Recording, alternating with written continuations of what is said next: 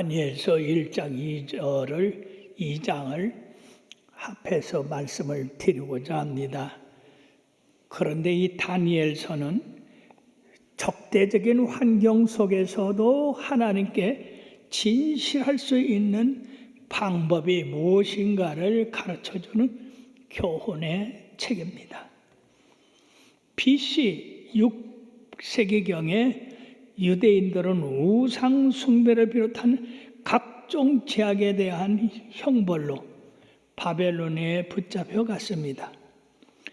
표면상으로는 하나님의 참된 이스라엘이 없어지는 줄 보였습니다. 그러나 하나님의 남은 자들은 하나님의 특별한 보호를 받았습니다. 그 가운데서 다니엘, 사드락, 메삭, 아벳nego 같은 믿음이 좋은 네 청년이 있었습니다. 하나님의 역사는 소수의 믿음의 용사들을 통해서 역사를 유리한 방법으로 이끌어 가시고 계십니다. 그러면 이 말씀의 역사적 배경은 BC 722년에 북이스라엘이 아수르라고 하는 나라에 대해서 멸망을 당하고 말았습니다. 그 약 100여 년 후에 BC 605년에 바벨론의 느부갓네살 왕이 남유다를 침공했으며 그 후 23년간 4차례에 걸쳐서 이 유다를 침략함으로 남유다는 BC 582년에 완전히 망하고 말았습니다. 느부갓네살 왕의 정책은 정복한 나라들의 인재들을 데려다가 바벨론의 행정에 등용하기 위해서 3년간 수학, 과학, 항해, 정치, 역사 및 지리를 익히게 함으로 말미암아 이들을 완전히 바벨론화 시켜서 그 바벨론의 정치를 모든 나라에 전파하게 했던 것입니다. 이때 유대 나라에서 다니엘의 세 친구가 붙잡혀 가서 그들이 바로 이 느부갓네살 왕의 교육을 받게 됐던 겁니다. 이들이 포로로 끌려간 이유가 뭡니까? 영적으로 매우 타락한 상태였고 도덕적으로도 형편없는 지경에 나라가 임했기 때문입니다. 그들의 두드러진 특징은 바로 우상숭배였습니다. 그래서 경건한 남은 자들은 우상숭배와 조금이라도 관계가 있는 것을 일체 배제했습니다. 이제 이들은 사명으로 재교육을 받게 되는데 그 교육을 받을 때 왕궁에서 나오는 음식을 먹고 교육을 받아야 했습니다. 그러나 바벨 왕국의 음식은 언제나 이교의 의식으로 장만하였다는 사실입니다.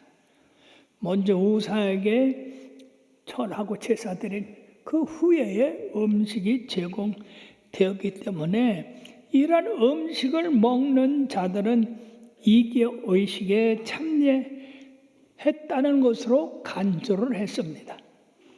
이 4명의 청소년들이 궁중 음식을 거절한 까닭은 바로 이러한 우상 숭배의 배경이 있었기 때문입니다. 다니엘은 뜻을 정하여 왕의 진미와 그의 마시는 포도주로 자기를 더럽히지 않기를 환관장에게 사정을 했습니다. 즉 채소와 물을 먹기만을 권유를 했던 겁니다. 환관장은 그렇게 돼서 만약 이 소년들이 얼굴이 침체된다든지 마른다고 한다면 왕이 살펴서 자기의 머리가 위태하게 되기 때문에 어렵다. 이렇게 얘기를 했습니다. 그러나 다니엘은 계속해서 환관장님, 우리 네 사람에게 채소와 물을 열흘간 주셔서 왕의 진미를 먹는 다른 청소년들과 비교해 보시길 바랍니다. 만약 그래서 우리의 얼굴이 초췌해지든지 마른다든지 그렇게 하면 우리들이 왕의 진미를 먹었지만은 만약 열흘간 심사를 해서 우리 얼굴이 전혀 더 아름다워진다면 그대로 채소와 물을 주시기 바랍니다. 그래서 이 환관장은 그거 좋은 생각이다. 그래가지고 열흘간 시험을 하는데 다른 나라에서 잡혀온 이 청소년들에게는 왕의 진미와 포도주를 먹게 하고, 그리고 다니엘과 이 세 친구에게는 채소와 물을 줘서 채식하게 함으로 열흘 후에 심사를 해보니까 세상에 다니엘과 이 세 친구의 얼굴이 아주 다른 청소년들보다 더 빛나고 더 아름답고 더 튼튼하게 보였습니다. 그래서 이들은 공부하는 3년 동안 왕의 진미를 거절하고 그리고 채식과 물로서 음식을 먹게 된 다음에 왕 앞에 나가서 이들이 시험을 치러보니까 세상의 다니엘과 세 청년의 지혜가 다른 사람보다 10배나 더 총명했더라. 참 놀라운 사실입니다. 그러므로 사랑하는 여러분, 이들이 작은 일에 하나님의 말씀에 신실했습니다. 이것은 큰 일을 대비해서도 신실한 출발을 하게 된 동기가 되었다는 것입니다. 다시 말씀드려, 만일 다니엘이 처음에 굳게 서지 못했다고 한다면 나중에 사자굴에 들어갔을 때에 그 사자들로부터 구원을 받을 수 있었겠느냐 하는 것이고, 이 세 친구들이 처음에 더럽혀지지 않았기 때문에 나중에 용광로 속으로 던져질 때에 그들을 어떻게 보호했겠느냐 하는 것입니다. 그러면 사람들은 작은 일이라고 그냥 지나버리기 때문에 더 큰 죄를 짓게 되는 겁니다. 이들 헌신으로 말미암아서 하나님은 다른 사람들보다 더 10배나 되는 총명을 주어서 바벨론에서 위대한 임무를 맡게 되었던 겁니다. 사랑하는 여러분, 참으로 우리가 채식을 한다고 해서 그것이 우상 숭배에서 자기들을 보호하는 것이라고 하는 이런 확고한 신념이 나중에 있을 모든 어려움에서 건질 수 있는 동기가 되었다 하는 겁니다. 그러므로 우리들이 세 번째 느부갓네살 왕의 꿈에 대해서 볼 수가 있는데, 이 느부갓네살 왕이 꾼 꿈은 보통 꿈이 아니었었습니다. 그 꿈은 하나님이 주신 꿈이었고, 왕이 자기 꿈들을 어떻게 꿨는가? 이 바벨로니아에 있는 모든 술사들, 점쟁이들, 그리고 박수들, 지혜자들 다 불러 모아놓고, 여러분들은 내가 어제 꿈을 꿨는데 그 꿈이 무엇인지, 그리고 그 꿈의 해석이 무엇인지를 말하라, 그렇게 했습니다. 그러니까 이 바벨론에 유명하다고 하는 점쟁이, 술사, 박수, 무당들, 왕의 꿈이 어떤지 누가 알겠어요? 이들이 손을 절절절 흔들었습니다. 그 꿈은 신들과 함께하는 사람만이 해석할 수 있지, 우리 인간으로서는 어느 누구도 그걸 알아낼 수가 없는 겁니다. 왕이요, 그러니까 무슨 꿈을 꿨는지 우리에게 알리소서. 그러면 우리가 그 꿈을 해석해 드리겠나이다. 그러니까 왕이 화를 냈습니다. 야, 너희들이 인생에 길을 안다고 점을 쳐주면서 내가 무슨 꿈을 꿨는지 너희들이 알아내지 못한다고 한다면 너희들 전부 목을 베겠다. 그리고 너희들 집을 전부 거름톱으로 만들겠다. 그렇게 하고 그들이 자꾸 왕의 꿈을 얘기해주면 우리가 해석하겠다고 하니까 이들을 갖다 전부 죽여라. 그래서 그 대장 아리옥에게 명령을 했어요. 아리옥이 그들을 죽이려고 나가는 그때 다니엘이 도착을 했던 겁니다. 왜 다니엘이 그때에 거기에 없었는지는 모르겠습니다만은 다니엘이 그 소식을 들었어요. 왕이 왜 이렇게 급합니까? 우리에게 하루를 주시면 내가 하나님 앞에 구해서 알게 하겠나이다.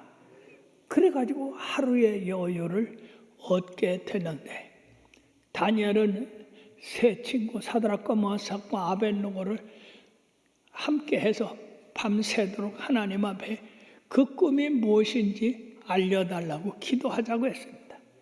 그래서 그들이 하나님 앞에 엎드려 하나님, 은밀한 중에 계시는 여호와 하나님이시여, 하나님께서 느부갓네살 왕에게 꾼 꿈을 알게 해주시면 제가 말하겠습니다.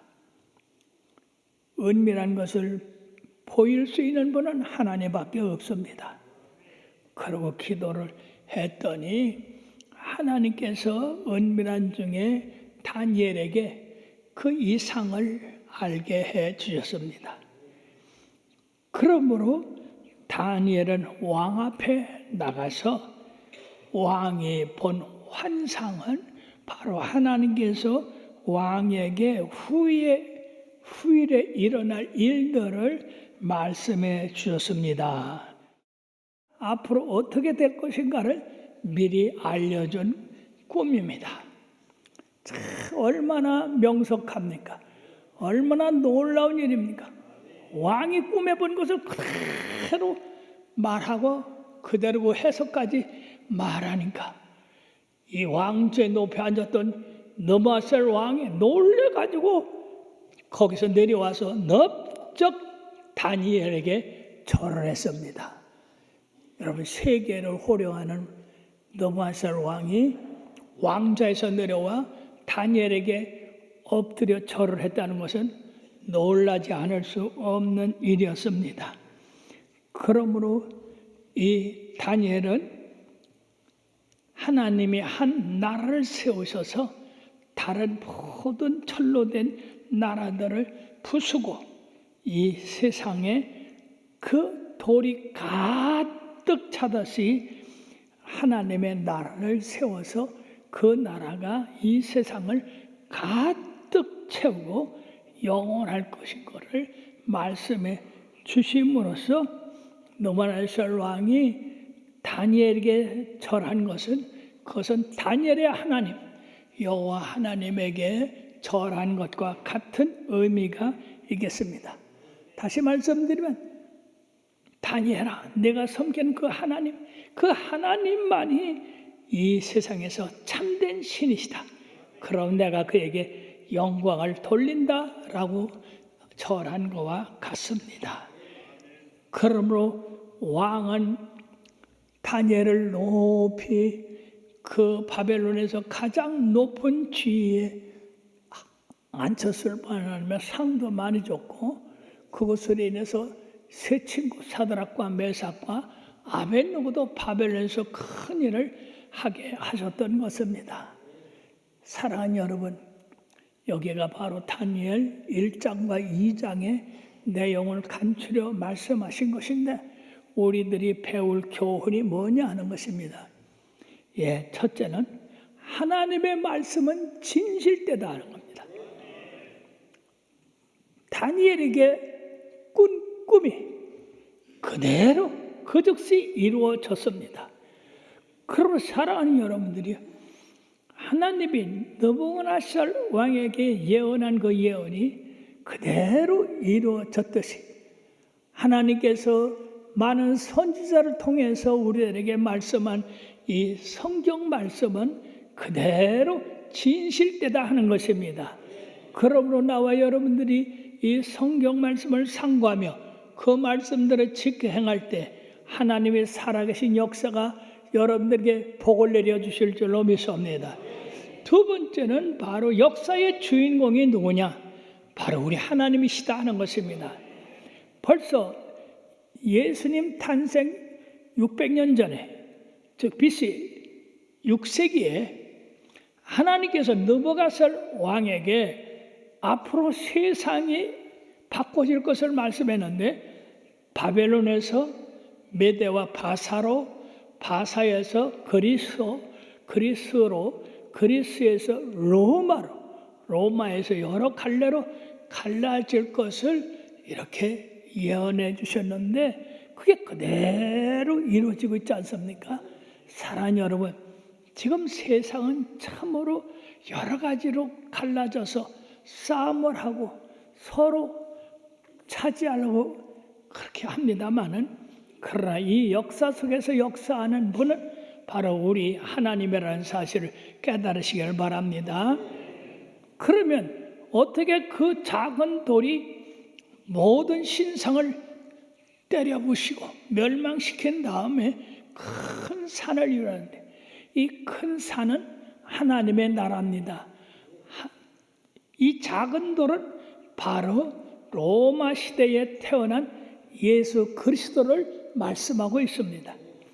예수님은 베들레헴 마구간에서 태어난 아주 작은 분이시지만 그 예수님의 십자가의 보혈이 온 세상에 확장돼서 세상의 모든 나라들은 멸망당할 것이지만은 예수님의 나라는 점점 커져서 큰 태산을 이룰 것이고 그 나라는 무궁하고 영원할 것입니다. 베들레헴에서 마구간에서 태어난 예수님, 예루살렘에서 십자가에 달리신 그 예수님의 보혈의 피가 온 세상에 흘러서 각 나라와 족속과 방언에서 능히 셀 수 없는 큰 무리들이 예수님의 왕국을 이루고 있습니다. 지금도 이 왕국은 계속해서 퍼져나가고 있습니다. 어느 누구도 막을 수가 없습니다.